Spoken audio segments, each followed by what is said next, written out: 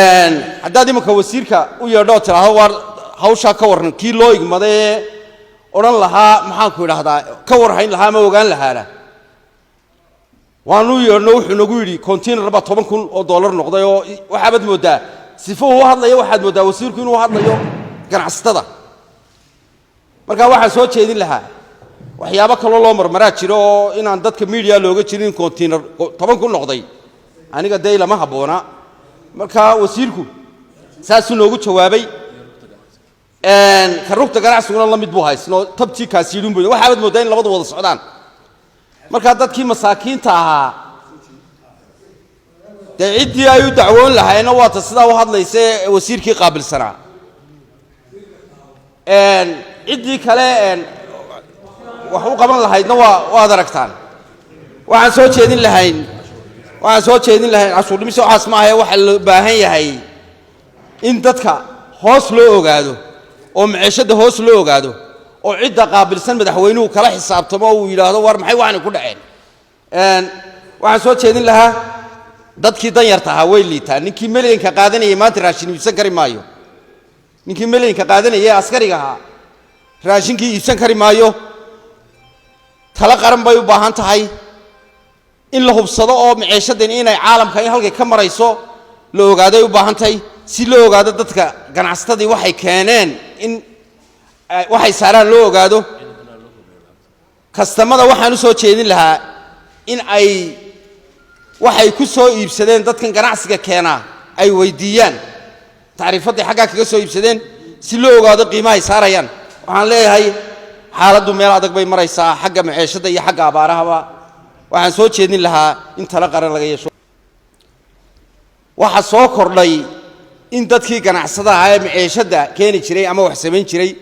hadday shidaalka tahay iyo hadday gaas tahay iyo hadday maxaan ku idhahdaa roodhi tahayba inay iyagu shiraan oo dadka u shiraan si ay qiimo go'an dadka wax uga iibiyaan oo ay ka wada sameeyeen oo aan wax u kordho mooy waxba hoos uga dhicin marka waxaad moodaa inay xaggii ganacsatadu kooto ka soo korodhay kootada soo korodhayna si aanu aanay faraha uga bixin waa in dawladdu ka waraysaa waxyaabaha noocaas waxaan soo jeedin lahaa inay dawladdu ka warayso oo ay ilaaliso in dadku intay dadka u shiraan ay yiraahdaan sicirkeenu waa inta sida xagga kaleba xor looga dhigay maciishadeenu markaad imaka eegto Soomaaliland gudaheeda bariisku gadbadu 330 bay ahayd dhawaan $726 baa imaka $720 bay ahayd markii hore imaka waa 330 sonkortu 26 bay ahayd imaka waa 230 daqiiqdu $22 bay ahayd imaka waa $827 baa ku kordhay baastadu 6.5 bay ahayd imaka waa $9 saliidu 18 bay ahayd waa $234 baa ku kordhay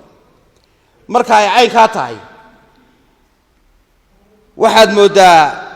maadaama ganacsatada waxay wax ku soo iibsadaan cidina aanay wax ka hayn war ka hayno dawladdu war ka hayno markay iyagu keenaan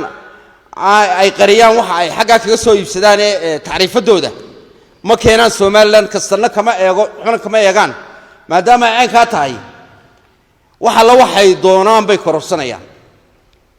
gabadha bariisaasi 0.5 baa la saari jiray imaka waad aragtaa waxa saaran way kordhiyeen si qeyr caadi ah u kordhiyeen